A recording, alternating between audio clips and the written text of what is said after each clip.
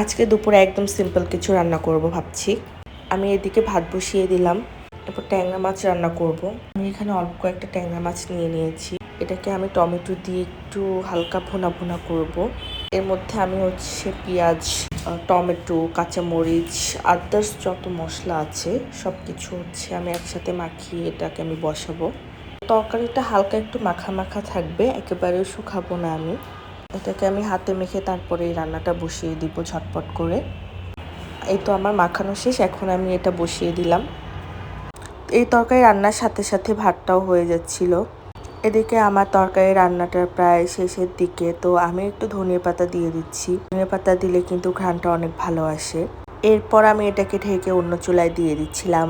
তারপর আরেকটা কড়াই বসিয়ে দিলাম, এতে আমি তেল দিয়ে দিলাম। আমি এখানে পটল ভাজবো কয়েকটা। পটল ভাজা কিন্তু আমার বেশ পছন্দ, তো আমি এখানে প্রায় 3-4টা পটল ভেজে নিচ্ছিলাম।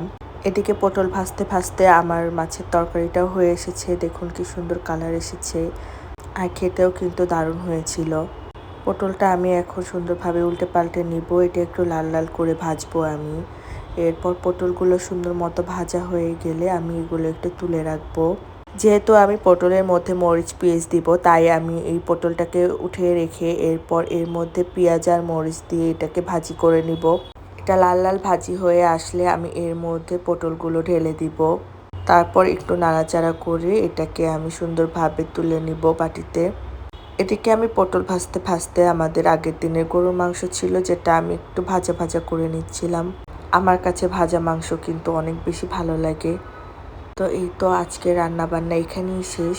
দুপুরের খাবারে আজকে ট্যাংরা মাছ, গরুর মাংস আর পটল ভাজি ছিল, সাথে ছিল সাদা ভাত। তো আপনারা কে কি খেলেন অবশ্যই জানাবেন।